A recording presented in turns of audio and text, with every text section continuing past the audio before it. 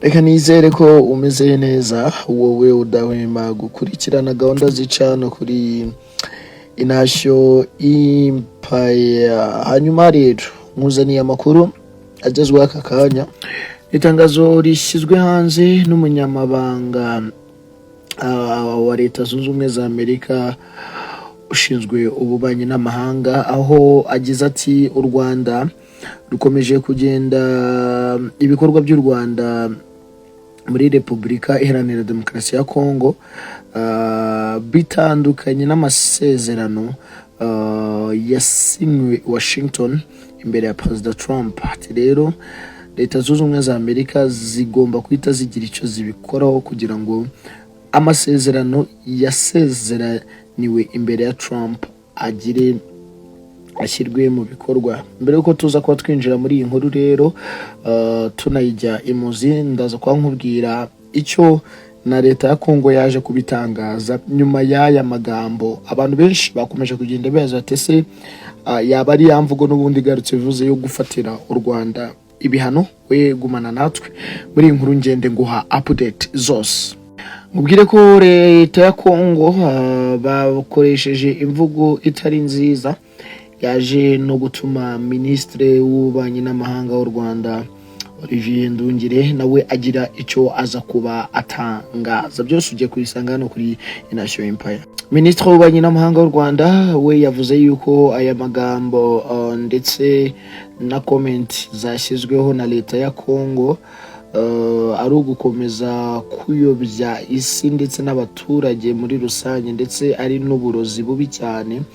We avuga yuko iyi Leta ya Kongo n'ubundi yakomeje kugenda ifata neza, cyangwa se reka nkoresha imvugo ngo ishyira kwibere umutwe w'abajenosideri uri ku butaka n'ubundi bwa Kongo wa FDLR. Akavuga ati rero ibi ngibi nta gihe na kimwe u Rwanda ruzigira rubyemera. Ati ibibazo bya Kongo ni ibya Kongo, ariko kandi turabizi neza ko hariya bacumbikiye abantu basize bakoze amahano ku butaka bw'u Rwanda. Ati rero ibindi byose bishobora kuza bishobora kuba ari ubuyobe bwo gukomeza kuyobya abantu, ariko ukuri na Leta ya Kongo nayo ubwayo irakuzi. Hanyuma rero nk'uko inkuru ntangiye nyikubwira, Leta Zunze Ubumwe za Amerika zimaze gushyira hanze itangazo rivuga ko zigiye gufatira ibihano igihugu cy'u Rwanda mu rwego rwo gukomeza gushimangira amasezerano yasinywe hagati y'igihugu cy'u Rwanda ndetse na Kongo. Ni amasezerano agamije kugarura amahoro ku butaka bwa Kongo, ndetse akaba ari n'amasezerano yasinywe imbere ya Perezida Donald Trump. Nkubwire ngo rero uyu mugabo ushinzwe, uyu munyamabanga wa Leta Zunze Ubumwe za Amerika ushinzwe ububanyi n'amahanga, iri tangazo arishyize hanze avuga yuko u Rwanda mu buryo bweruye rukomeje kugenda rwica cyangwa se rukora ibinyuranye n'amasezerano yasinyiwe i Washington. Bati rero Leta Zunze Ubumwe za Amerika ntago turi bikomeze kurebera, tugomba kuhita tugira icyo tubikoraho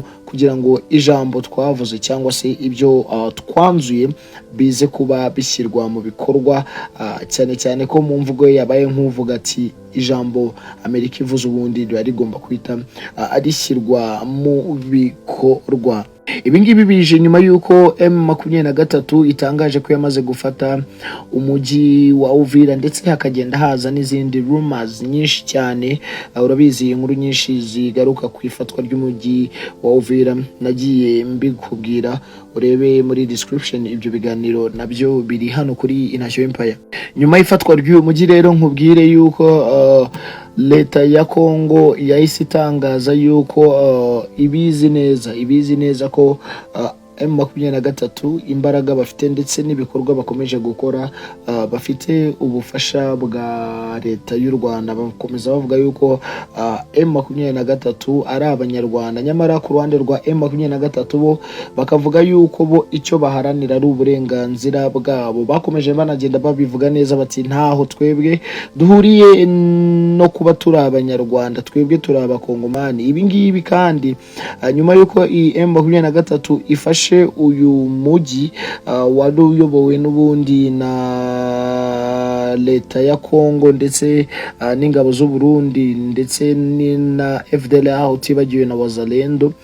Ibingibi byakomeje kugenda bigaragaza ko FARDC igisirikare cya Repubulika ya Demokarasi ya Kongo gifite ubwoba ndetse n'impungenge ko igihe cyari cyo cyose hari ibintu ushobora guhinduka nyuma y'uko uyu mujyi wa Uvira ufashwe nk'uko nabikubwiye. Umujyi wa Uvira umwe mu mijyi y'ubucuruzi iri mu buhahirane hagati y'igihugu cya Kongo ndetse n'u Burundi muri rusange.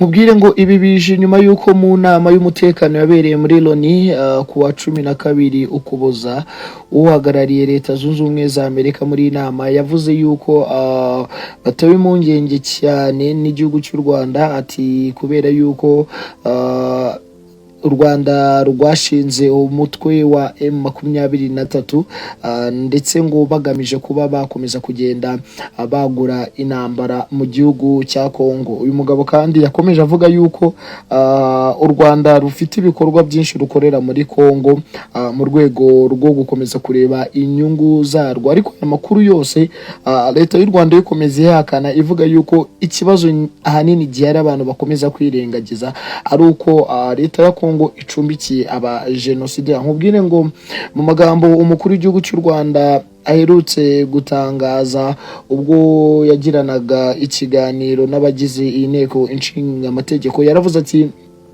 Kongo ikwiriye gukomeza ikabazwa ibibazo byayo, abarundi bakabazwa ibibazo byabo, ndetse natwe u Rwanda tukabazwa ibibazo byacu. Ati sinumva impamvu twebwe u Rwanda dukomeza kugenda twikorera ibibazo by'abandi bantu. Ibi ngibi n'amagambo mukuru w'igihugu yatangaje avuga yuko igihe kigeze abantu bakareba impande zombi. Ati niba iki kibazo kirimo u Rwanda na Kongo, kubera iki ibibazo bikomeza kubazwa u Rwanda, kuki Kongo yo itabazwa uruhare rwabo, kuki bikomeza kugenda bigaragara ko urimo rajajinga akomeza gutunga urutoki igihugu cy'u Rwanda.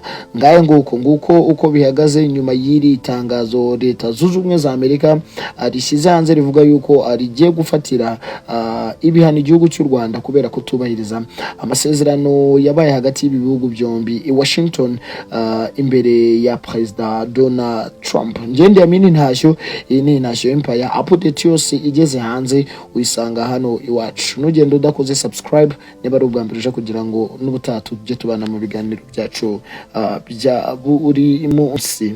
Gira amahoro.